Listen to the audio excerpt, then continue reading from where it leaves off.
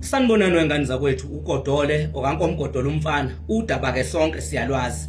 Lalelani ngane zakwethu, ngicela ukuthi before ngiqhubeke nale ndaba ngicela ningibizele uAlingidi lo imeya yakwaDukuza ebese ningibizela uColin Mdletshe owakithi ke loyo ezoke ngichazele ngalobusela ababenza lapha kwaDukuza lobuqhopholo labafuna ukubenza ngama by election.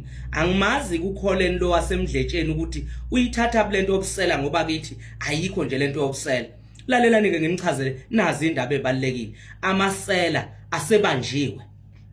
Amasela kaANC lapha kwaDukuza isiphumile ivoters roll lapha kwaDukuza. Lalelani nginichazele.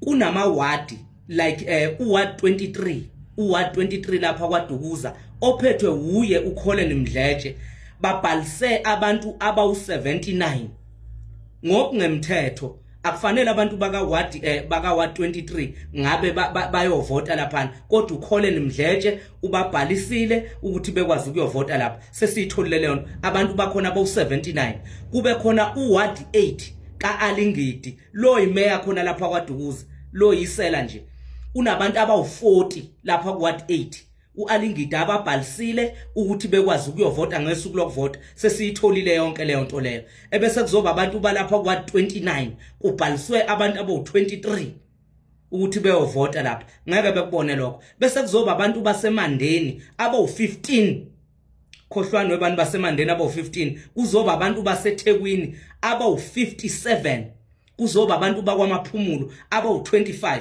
Ngicela ukuyisho nje kuse early lento ngosuku lokuvota lapha kwaDukuza lapha eShaka Skral amaphoyisa obethe uma wazi ukuthi ubhalisile lapha ukuyovota ngapha uyazazi ukuthi akufanele uyovota lapha ya iveni khona. Ngifuna benicacisele nje nonke nibhalisile ngokungekho emthethweni amaphoyisa obethe so besinikhipha ko line thina sesikhathele iANC lokhu yenza ubuqhophololo izoganga abawine ngoba kufanele ukuthi bewine abasulanda abantu kwezinye indawo. Imkhuba ke kaAlingidi le noColin Mdletshe lo zibiza ukuthi owakithi wakuward 23 into nje abayenzile njengamanje sesibambileke leyo ngqondo. Wonke umuntu ola ozazi ukuthi akufanele ayovota lapha ngalola suku ungalingi usondele abaphatha abakhulu ke la umkhonto sebeshilo bayobe bekhona ukuze kuzokwazi ukuthi iqonde lento ngoba sesibona izinto eziningi zenzeka.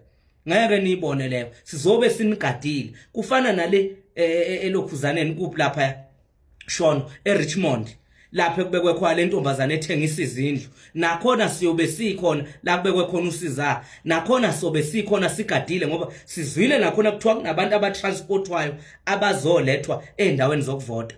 Ngeke ke beyibone leyo ileyo nto nje ade engizonitshela yona ukuthi sesibambileke Alingidi nawe Colin Mdletshe lento eniyenza lapho kwaDukuza labantu enibabhalisile. Ngeke niyibone leyo zikhaunteleni bantu abantu abawu79 kuwa 23 abantu abawu40 kuwa 8 abantu abawu23 kuwa 29 abantu abawu15 eMandeni abantu abawu57 eThekwini abantu abawu25 kwamaphumulo. Ake nibaleni ukuthi laba benza njani abawini isidalo lezinto lezi ziphethe ubusela. uAlingidi wantshontsha imali akakhishwanga namanje uzibona ukuthi iANC yamasela kufana nakhona lekubekwe kwale ntombazana ethengisa izindlu. Siphelile isikhathi senu siphelile nje ene ngifuna ukukutshela Alingidi ngizokulandela ngemumva ngoze ngikuthole khohle impela uyozuthi ibhuti ungakasho ukuthi ibhuti ngeke ngikuyeka buka uma intombi yakwaHadebe le phansi emsinga le kwamajozi.